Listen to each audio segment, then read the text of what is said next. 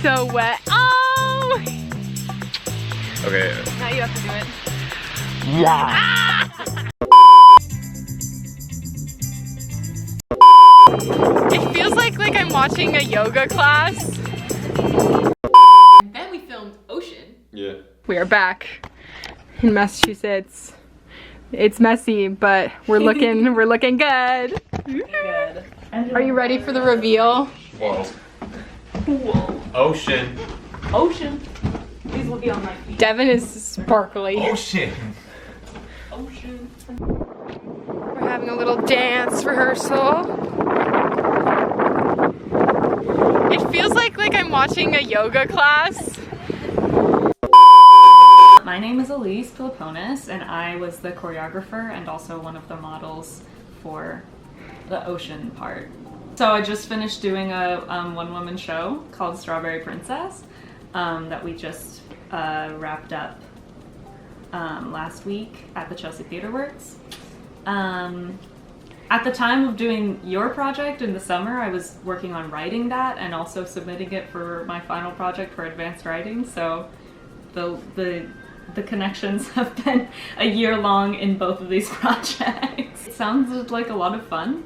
It let me do a lot of choreography stuff, which I haven't really had much of an opportunity to do much at Northeastern, just because I've been busy with other stuff. Yeah, it was a very fun and exciting prospect. I enjoyed the vibe of the project. I enjoy working with my friends on cool things. So yeah, it let me really do something that I don't get to do that often with a group of people that I really love. It was one crazy day, really, of just moving all over the state of Massachusetts, really. But what made it so exciting and fun was that we got to go to your house so often and go and recharge and eat and then go back out and film. And it was just such a fun back and forth, even though by the end of the day I was soaking wet. I ended up doing a lot of choreography work on my own in 372 that summer. I just kind of got the key and just kept going back because there was no one really around. So I was happy that I got to use a kind of studio space to get the vocabulary of the movement kind of settled before we went into the actual things that are very together and simple. And then this is the dance part.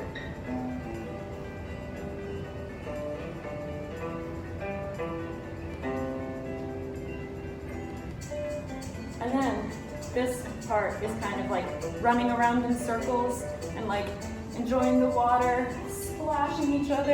And once we got into the actual, the water and the beach and the lake and everything like that, it took on a whole other life, the quality of the movement, in a way that it couldn't in the studio, which was really exciting to see as a choreographer, and required a little bit of thinking on our feet of how we use the kind of bones of what I put together, and were able to expand on it once we were in the actual literal space, because it was really different than what I had been working in with a mirror, and wood floors.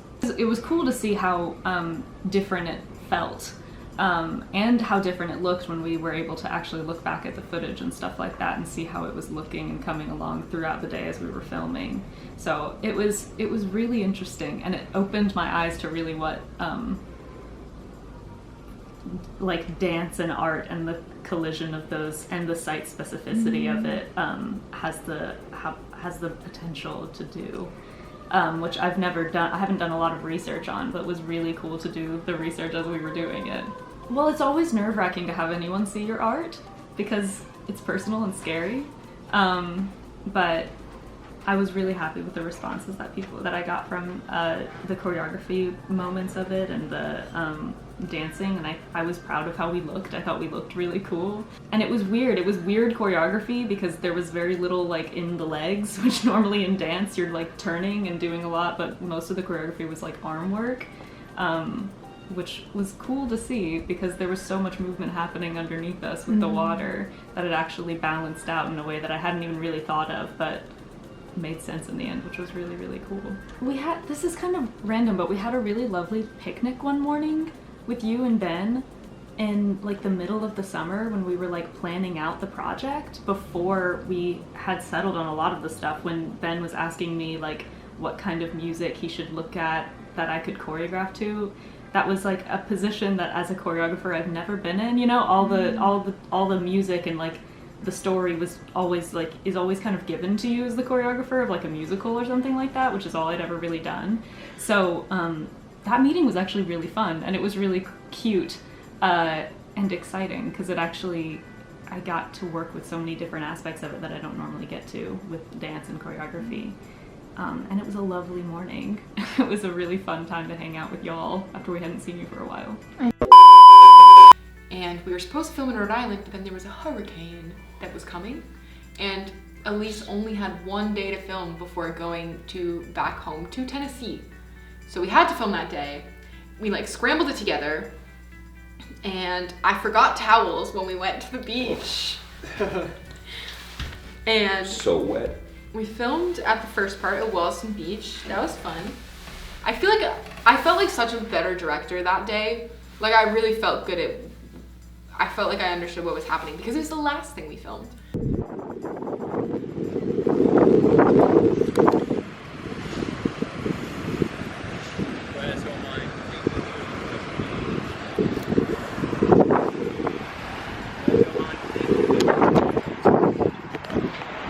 Stuff girls back. Bangs are everywhere. It's a nice beach day.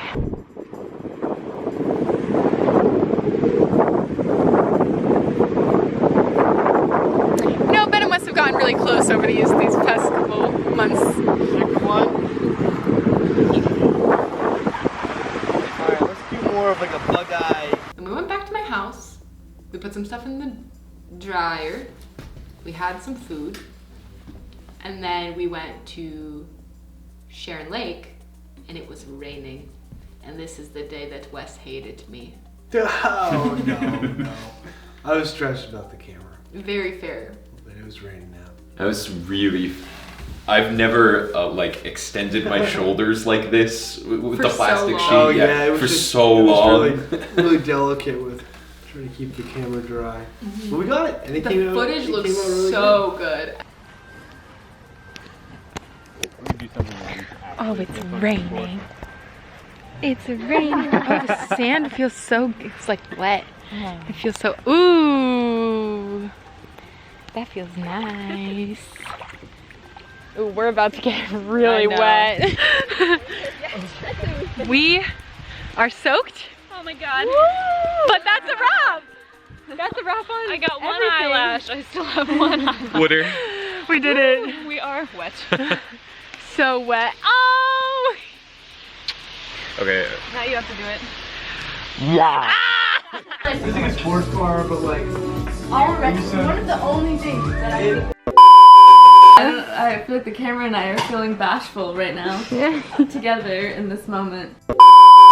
My name's Devon Whitney.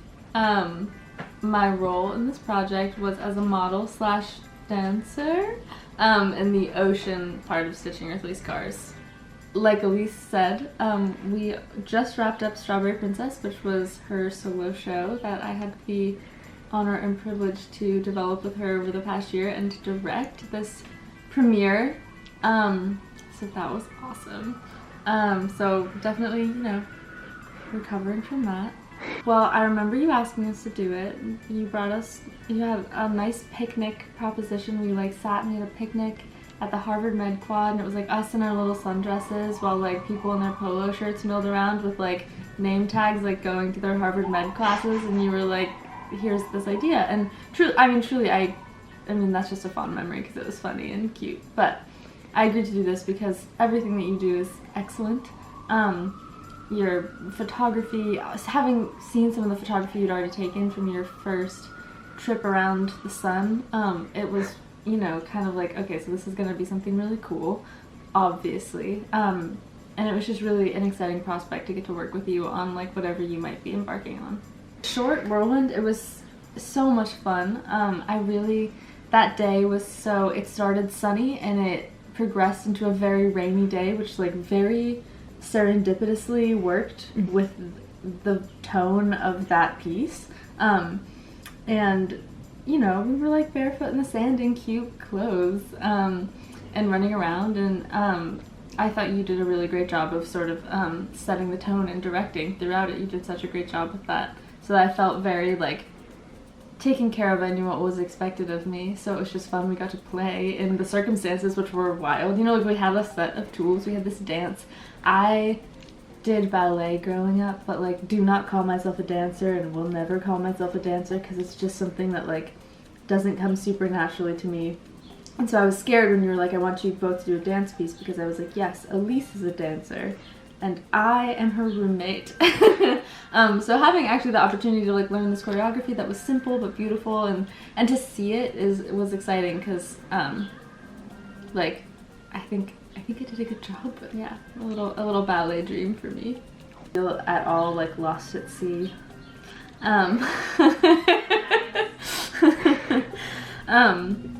There's this thread of things that I've been thinking about a lot lately, of just like it really matters who you're working with, and that just sort of affirmed that, like to be sort of like in this process, right, where like Elise was choreographing something for me and her to do together, right, and so like even like my skill set was being considered in the choreography of it, and like things like that, where like truly from its conception, like the people in the project are being considered like very thoroughly, which is because it comes from this like very relational place of like we are like we care about each other, and we want to make some cool art together, and it's not necessarily like the priority is on the people involved too, and then like you absolutely like through and through to like literally, as Elise mentioned, like having us at your house and like dinner and whatever, like you really, that I think that matters most. And when that's in place around a project, it's like it can't really fail, you know, it can't, or if it does fail, it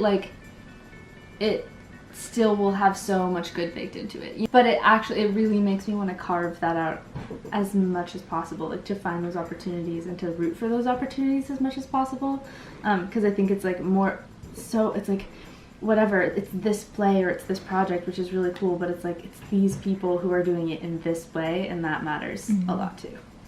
I remember there was a man on the beach at the first beach that we were at who was just like really excited for us because he asked us about the project. You know, we were in our little costumes or whatever, and we sort of told him a little bit about what we were doing as he was walking by, and he was really excited.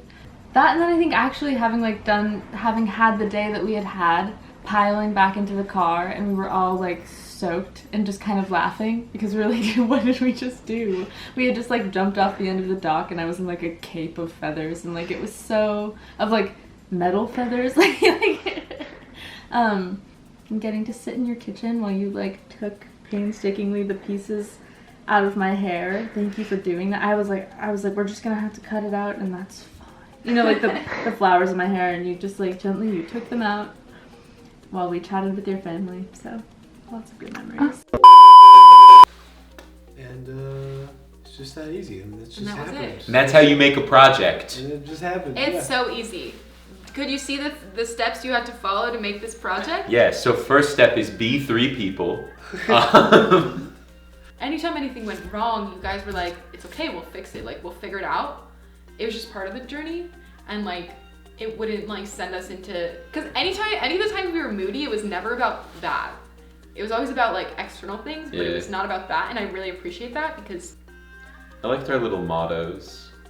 Fits like this atmosphere that you've just described the best, was when someone really needed a rest day, like when Wes had road dogged it the night before, we would all be like, stay down, like get your rest, stay down.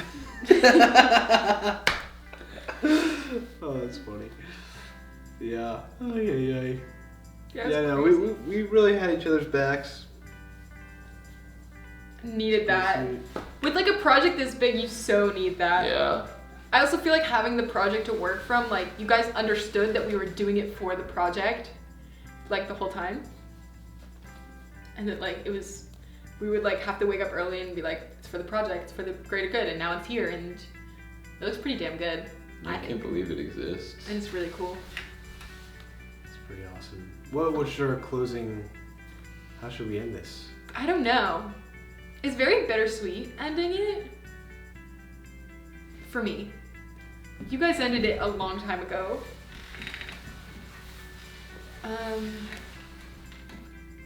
How should we end it? Hey, Meryl, what are your next prospects? Sleep. Yeah, what are you doing next? I feel like this project really showed me that I love to work and create art from my own experiences. And I love collaborating with people, but I'm very bad at giving parts away unless I know that I am bad at it.